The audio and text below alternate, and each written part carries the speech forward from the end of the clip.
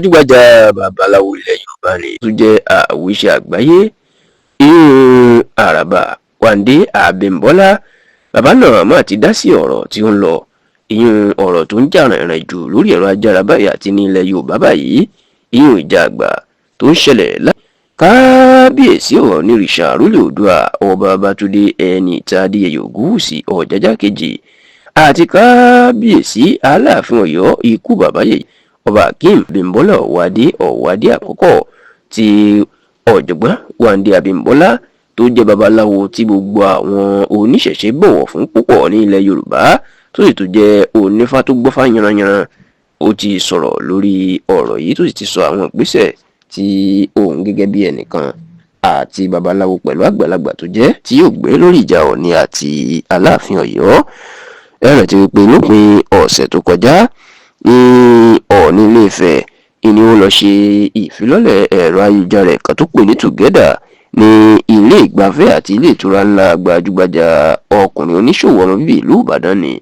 olóyè Jibril Dọ̀tun Sànúsí tó sì jẹ́ pé níbẹ̀ ni wọ́n ti kéde pé Ọọ̀ni ó fi Sànúsí ó fi jẹ oyè ọ̀kan lọ́mọ ilẹ̀ Yorùbá. Ṣùgbọ́n nígbà tí yóò di ọjọ́ Ajé tí í ṣe ọjọ́ Monday ọ̀sẹ̀ tí a wà nú ẹ̀ yìí èyí tí í ṣe ọjọ́ 18 oṣù kẹjọ ọdún tá a wà yìí 18th of August 2025 ó ní ọ̀rọ̀ máa yí padà nígbà tí Aláàfin Ọ̀yọ́ ọba Akeem Abimbola Ọ̀wádé tí ó fi àtẹ̀jáde síta nípasẹ̀ agbẹnusọ ọ̀gbẹ́ni Bọ̀dé Dúrójayé pé èèwọ̀ ní nǹkan tí Ọọ̀ni máa ṣe. Ó ní Ọọ̀ni ti kọjá àyà rẹ̀. Báwo ni Ọọ̀ni yóò ṣe máa fi èèyàn jẹ oyè ní ilẹ̀ Yorùbá díẹ̀ ṣe pé ìlú Ilé-Ifẹ̀ tó jẹ́ ọba lé lórí. Aláàfin Ọ̀yọ́ ní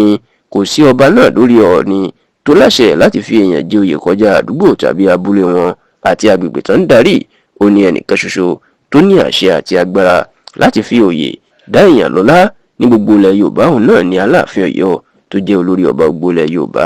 Bẹ́ẹ̀ l'Aláàfin Ọ̀yọ́ tún wá jẹ́ kó di mímọ̀ ìpè wákàtí 48 hours tó jẹ́ ọjọ́ méjì péré tó ti kọjá báyìí ìlò fún Ọọ̀ni láti fi gba oyè tó fún Dọ̀tun Sànúsí. bí bẹ́ẹ̀ kọ́ kó faramọ́ ìgbésẹ̀ tàbí nǹkan tí ojú ẹ̀ yóò bá rí. ṣá o ní ìgbà tí ó ń bá ìwé ìròyìn Punch sọ̀rọ̀